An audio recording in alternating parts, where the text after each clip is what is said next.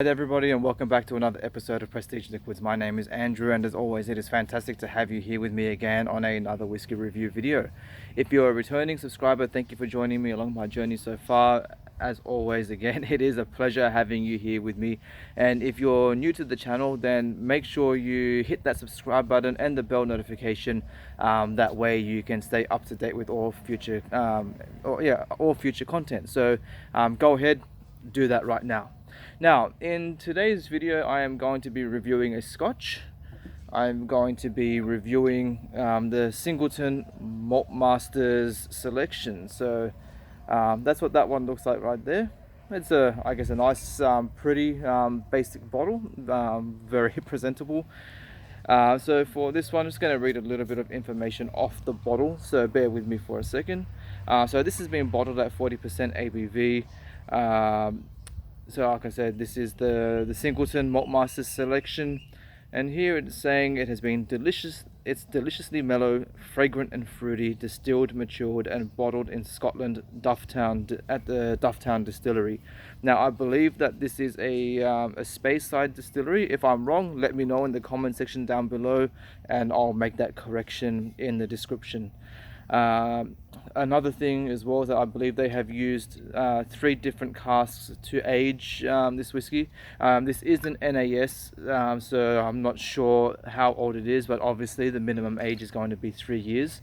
But the cask types that have been used are all refill, Pedro Jimenez, Oloroso, and first fill ex-bourbon casks. So I think we're going to get a very nice, diverse, and I guess I'm expecting like a elegant range of tasting notes to come from this. So let's get on with the review.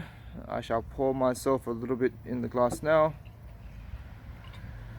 And I mean, what more could I want? I've got a glorious day and I'm reviewing whiskey, so I think things are looking favorable at the moment. So alright, let's get on with the review and let's see what we get. So cheers. On the nose, the nose is very fragrant. It's very fruity, so imagine apples, pears. There's a slight bit of like orange, so definitely like an orange pulp. Little bit of lemon zest. The citrus notes in this is actually really nice. It just balances really well with those initial fruity flavors, and it just makes it so much more refreshing. So again, like I said, you have those orchard fruits, and then you've got a nice wave of citrus that just breezes over the top of those.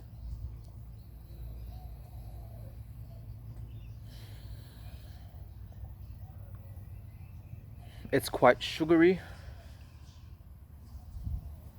slightly malty. I'm getting a touch of dark chocolate. Quite floral as well. It's almost like walking into a rose garden. I'm definitely getting a lot of floral notes on this.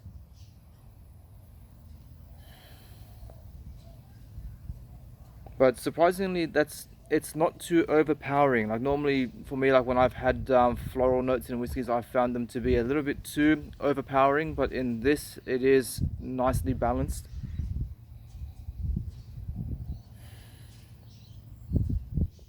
There's a nice level of saltiness to it as well.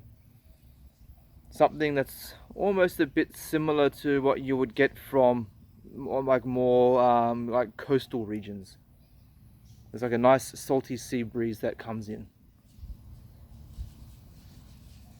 All right, let's move on to the palate and see what we get. So, cheers.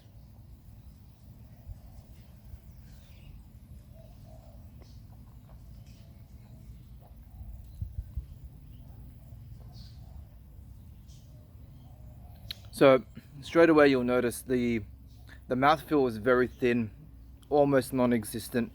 I mean, this is 40% So you're not going to be really getting a very, I guess, like solid, impactful whiskey. Being also a Diageo release as well. Unfortunately, Diageo does cop a lot of crap, regardless of some very good malts that they have out. I mean, we can assume that that this is non-chill filtered and also had coloring added to it as well. I mean, it doesn't specify anything on the bottle. Again, if I'm wrong, drop me a comment, and I'll make those corrections in the description later on. But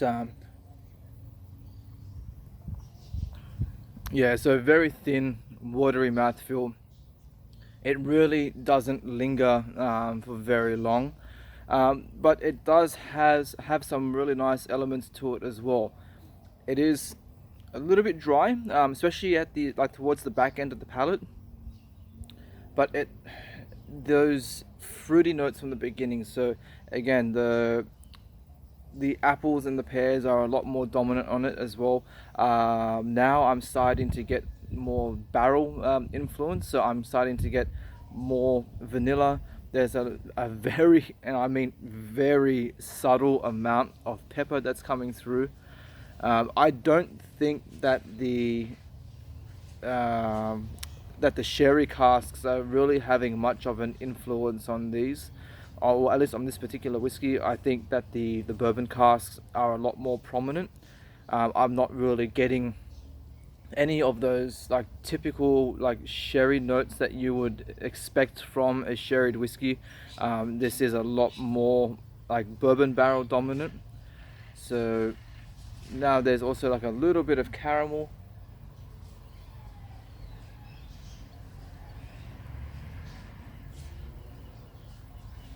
It's still, and I'm really enjoying the saltiness in it as well. It's not something that I was really expecting from this. It does have a nice gentle saltiness to it that just helps to enhance those flavors that are coming through. This is a whiskey that would it could be improved so much more if only it was bottled at a higher ABV.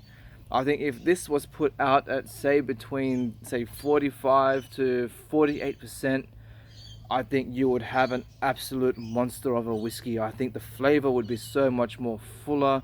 Some of those subtleties that it has would be a lot more prominent, and I think would be a lot more enjoyable. Um, so let's move on to the finish. Again, it's very short, but again, pleasant. It's very malty. There's a nice honey sweetness to it that just mingles very well with those vanilla and the oaky cask notes.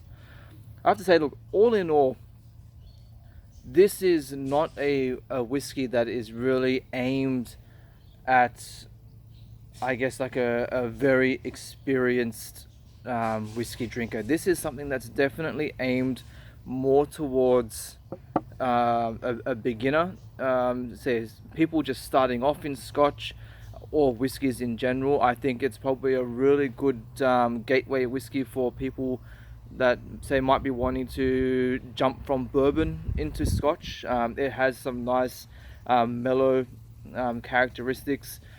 Definitely it has, like, again, like those bourbon barrel influences that are coming through. I think bourbon drinkers would quite enjoy in this. So if you are a bourbon drinker and you're wanting to start your journey into Scotch, I think definitely check out the Singleton Malt Masters Selection.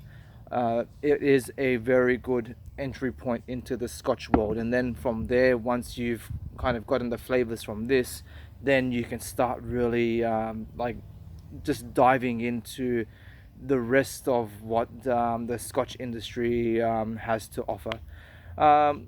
Like I said, all in all, it is a very enjoyable whiskey, but again, it is aimed at um, a market for people that are generally, I think, just starting off on their whiskey journey. It's got some nice subtle notes that are that will be easy enough to pick up and just to be able to develop your palate. All right, I think let's just finish off that last sip there. I might try and catch that in the sun because that just looks absolutely beautiful. All right, that's enough playing around. Let's finish this off.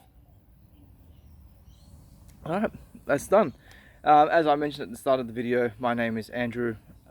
Please make sure that you go ahead and hit that subscribe button if you haven't done so already, and I'll see you all again on the next video.